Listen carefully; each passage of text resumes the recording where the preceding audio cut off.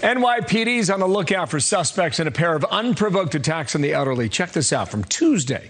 Video showing a 68-year-old Asian woman being punched in the head as she stood outside of a flower shop.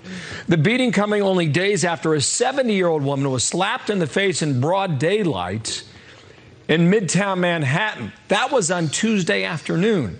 Joe Borelli is a New York City councilman. Joe, welcome here. Good morning to you. What's happening in this town? Good morning, and thank you for having me. What's going on?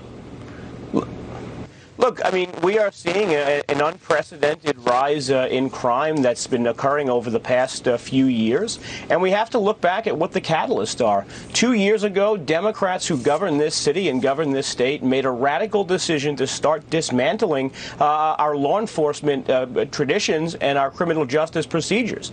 And the result has been the spike in crime.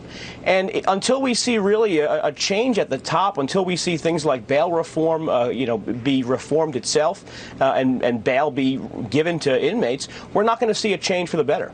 Okay, here are your numbers, right? Murders 2021, you're at 245. This is for the 1st of August, by the way.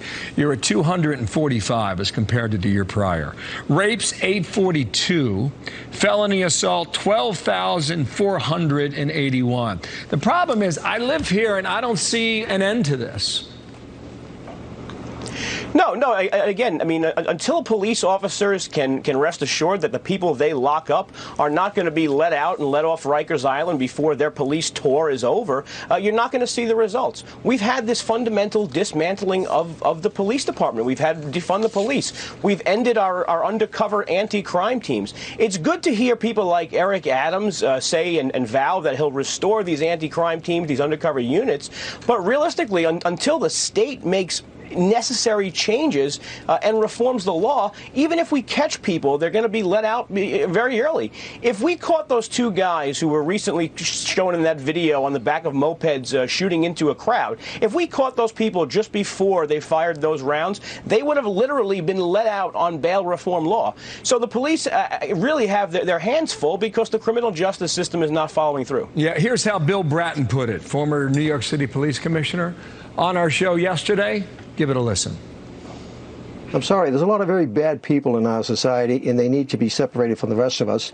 And currently, the progressive left is really pushing the idea of alternative types of treatment rather than incarceration. If you've been arrested 90 times, if you've been arrested carrying a gun, we need to keep those people away from society. I think he states it so well, Joe, and as you say, the trend is going that way. Did you get a sense that it's coming back?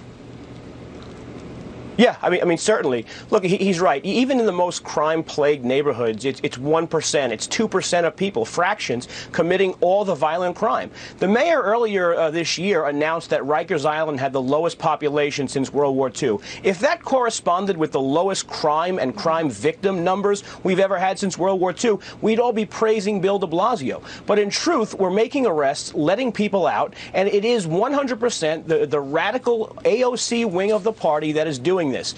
Thankfully, I mean, you have people that like Eric Adams and like Curtis Lee, were running on the Republican ticket, who are both saying we're not going to take this much longer and we're going to vow to restore criminal justice in New York City. Well, you're aware of what's going on in L.A. with the DA out there, and you wonder whether or not the new DA here in New York is going to do something similar. Bratton says there's a lot of very bad people in our society. They need to be separated from the rest of us. You describe a very small percentage, right?